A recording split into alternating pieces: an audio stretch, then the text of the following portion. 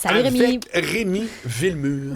Eh oui, comment allez-vous? Très bien, toi? Oui, hey, là, on s'en va en campagne électorale bientôt. Et oui, je te jure. Et dans le point, ça, c'est en France. Es-tu abonné ou... Non. Non. Non. J'ai droit à quelques articles gratuits par mois. Puis là, OK. ben, regarde, je pense que je suis à la fin de mon petit cycle pour le mois. Il y a une présidentielle en France. Donc, eux autres aussi, c'est en 2027.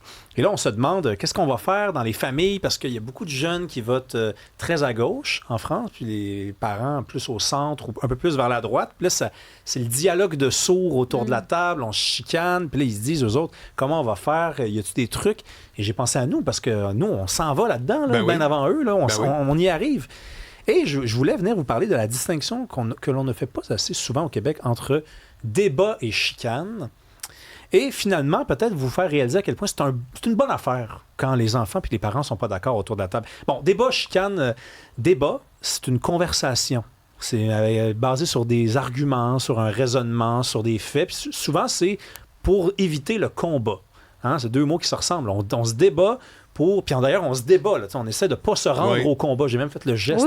Moins sûr de ça, par contre. On a tout suivi. J'ai tout aimé. Mais le combat, c'est l'affrontement. C'est quand il y a quelqu'un qui s'impose ultimement. Bon, on dit souvent que la politique, c'est la guerre par d'autres moyens. Exactement. Et donc, la chicane, des fois, on dit « Ah, regarde, ça chicane. Ah, là, moi, je suis pas... Non, là, ça chicane. » Non, on est en train d'avoir un débat. Une chicane, c'est pas ça. Là. Une chicane, c'est quelqu'un qui boute puis il pointe du doigt à l'autre, veut plus parler à l'autre. Et là, on n'est même plus dans les arguments, dans la rhétorique. Ça vient souvent avec un jugement de C'est valeur. personnel. Aussi. Puis d'ailleurs, un débat peut mener à une chicane. Une chicane peut partir en chicane sans être passé par le chemin du débat. Mais il y a beaucoup de débats qui terminent en débat. On en fait tous les jours, on reçoit du monde. Oui. On n'est pas d'accord avec eux. On leur dit, on les écoute. Bye-bye. C'est terminé. Puis on se revoit peut-être une autre fois. Donc, faites attention là, pendant la campagne électorale, si vous avez des enfants qui ne pensent pas comme vous, puis qui ont... Parce que tu sais, quand tu as 18, 19, 20 ans, maudit que tu sais c'est quoi la vie. Hey, hein? tu connais ça, grave. Hey, ça, je peux te confirmer. Oui. Oh là là là C'est là fou, là. hein? Et les certitudes sont au Mais maximum. ton cerveau n'est pas mature non plus à cet âge-là. Il n'y a pas cette capacité-là d'avoir un pas de recul. Moi, j'ai été un jeune adulte insupportable. Ah ouais? Insupportable. Vraiment? Ah, insupportable. Je racontais ça au boss tantôt. J'habitais en dessous de chez mon père. Oui. Puis le deal, c'était il m'aidait à payer un peu le loyer. Ben, t'as raconté ça hier. Ouais, mais je montais au souper, puis on se passe. Et j'étais insupportable. Comment tu faisais pour Donne-moi être des exemples. acceptable? Écoute, il faut dire que c'était durant la grève étudiante. Oui. Moi, je suis né en 94, donc en 2012, j'ai 18 ans, là. Et moi, je suis un carré rouge. Et je ne comprends pas c'est qui veut augmenter les frais de scolarité. Puis comment tu peux même humainement penser ça? Puis jusqu'à quel point tu peux être même appelé humain. J'étais insupportable. Et mon père m'écoutait. Mais quel homme, là! Il m'écoutait. Et quand c'en était assez, il disait, regarde, je suis plus capable. Je suis plus du tout capable. Et aujourd'hui, je repense à ça et je suis gêné. Je veux dire, je parle avec mon père, on a des bonnes discussions, on lit des livres en commun, on partage les interprétations. C'est des discussions d'adultes, finalement. Et tu sais, je le dis parce qu'un jour, je vais avoir des enfants, puis ils vont être aussi insupportables que moi, sinon pire, ça va être encore... Puis il faut le savoir que c'est un âge. Là, à partir d'un certain moment, c'est sûr que c'est encore là-dedans, c'est louche. Je sais pas, après 25 ans, là, habituellement. C'est 25? Ben, là, ton cerveau est mature, puis habituellement, tu dois être commencé En tout cas, ça commence, je peux te Ouais. dire, à 14-15. Peut-être qu'il y en a pour qui ça finit jamais, mais effectivement, Isabelle a un bon point. Là, je te dirais, c'est une fenêtre de 5 à 10 ans. Selon ton environnement, selon plein d'affaires. Et donc, moi, c'est ce que j'ai observé, tu as raison. Oui, non, mais et c'est un ex insupportable qui s'adresse aux parents qui nous écoutent pour leur dire c'est normal ce que vous vivez en ce moment. Puis c'est sûr que c'est pas logique là, de tout savoir alors que tu n'as rien vécu et d'être convaincu d'avoir raison même si tu n'as pas lu grand-chose, mais c'est de même. Puis il y a un ingrédient quand même. Les gens qui sont comme ça, puis c'est pas tous les jeunes qui sont comme ça. Il y a plein de gens qui sont pas allumés, justement. Voilà. Et justement, et c'est peut-être une bonne chose finalement d'être allumé, mais trop allumé. Parce que t'es allumé, il y a du feu. Oui. Il faut juste mettre un peu d'eau dessus, il faut l'aménager. Tu sais, un feu, tu laisses pas ça flamber comme ça, mais il y a quelque chose. Et il faut bâtir autour de ça, il faut construire autour de ça. Pas éteindre la flamme. C'est mieux de devoir ralentir quelqu'un que de te supplier d'accélérer. Moi, je suis entièrement d'accord avec ça. Ouais. Donc, ça, c'est dur. Écoute, c'est dur pour être un parent là, de dire, OK, donc là, je suis en train de me faire dire que mon enfant qui me casse les couilles tous les soirs, il a tout vu, il a tout lu, pourtant, il a rien vu puis il a rien lu. Puis, c'est un bon signe, ça. Ben ouais. Oui. Ouais, je suis entièrement d'accord. Pour vrai, ouais. Parce que le contraire de ça, on peut en parler. Là. Ouais. Il y en a beaucoup. C'est ça. C'est je sais pas, qu'est-ce qui se passe. Exact. C'est pas de ma faute. Oui. Bon, donc ça, on veut pas ça non plus. Mais il y a aussi une affaire aussi, je remarque que c'est une discussion qu'on a. Bon, ils l'ont en France. Qu'est-ce qu'on fait dans les familles? On l'a beaucoup au Québec. On dirait qu'on n'accepte pas des fois des positions irréconciliables. On est vraiment fort au Québec pour tout finir par s'entendre parce que c'est tellement la chose la plus importante. Il faut s'entendre. Moi, je suis pas d'accord. Honnêtement, à un moment donné, tu peux avoir eu un enfant qui pense pas en tout comme toi et ça va être ça.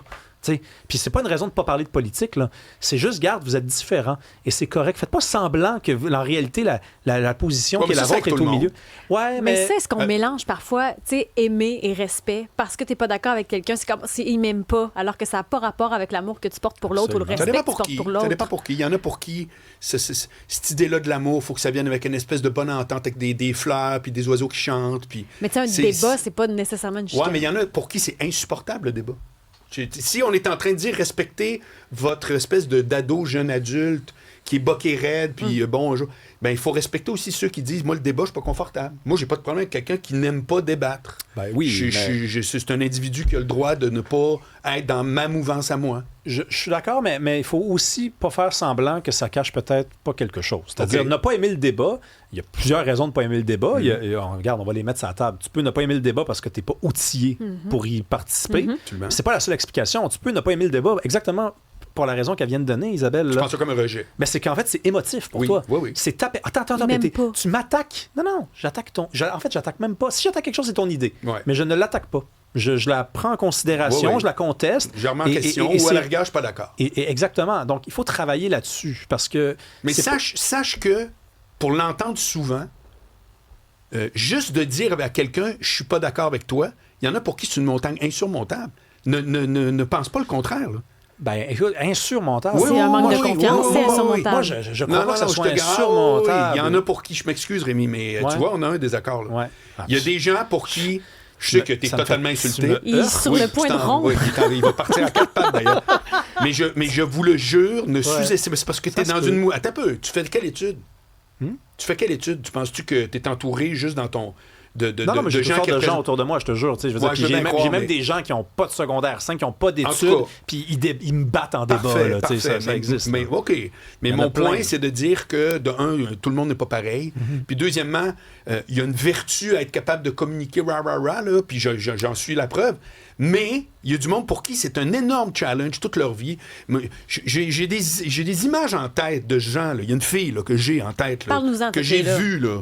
Qu'à chaque fois qu'elle ouvrait la bouche puis que son père n'était pas d'accord, il te la ramassait, mais pas violent. Oui, mais insidieux. Mais c'est tu vas être pauvre toute ta vie. Tu sais, bra. Bon, ben, comment c'est que cette fille-là, elle trouve ça drôle, le débat? Ouais, mais là, Marc, on va laisser tomber les traumatisés, là, parce que... Non, mais c'est ça que tu me décris. Je te parle des Québécois. Non, mais OK, d'accord, mais regarde.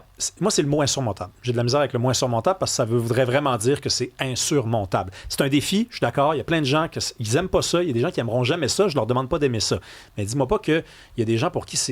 Et qu'il y en a énormément pour qui c'est insurmontable. Ça leur apparaît, Rémi, insurmontable. Ah oui, mais c'est ça. Mais on va s'entendre au milieu, là. Ça leur apparaît insurmontable. Mais ils peuvent travailler là-dessus et si ça leur tente, en passant. Ben, c'est ça. Parce que l'autre affaire, c'est que c'est une solution facile de ne pas être en chicane jamais. Oui. Crime. Sauf que tu t'affirmes jamais. Tu n'as jamais la vie que tu veux. Je sais que c'est ça. Puis des fois, il y a un petit manque de confiance peut-être à aller travailler. Mais pas un petit, c'est énorme. C'est ça. On est littéralement, OK, je vais vous le dire comme je l'ai toujours pensé, on est N'(EST) selon la confiance qu'on a en soi. C'est tout. Fin de l'histoire. C'est toi, moi, tout le monde qui nous écoute. Si vous êtes des gens confiants, vous allez avoir une vie qui vous ressemble. Si vous n'êtes pas confiant, puis je ne peux pas vous blâmer, ça vient souvent de la famille, votre vie, malheureusement, là, elle ne sera pas à la hauteur de vos aspirations. Je ne peux pas mieux vous le résumer. En terminant, je vais vous parler de Pierre Falardeau, parce que Falardeau, il avait donné une entrevue à Paul Arcand il y a vraiment de nombreuses années, il y a 20 ans, et Arcand lui disait... Vous, là, vous êtes un indépendantiste, c'est le combat de ma vie. Il dit, si votre enfant, un jour, il vous dit, moi, papa, là, je suis fédéraliste, comment vous allez réagir? Et Pierre Falardeau avait dit, ben, je sais pas, on n'aura plus rien à se dire.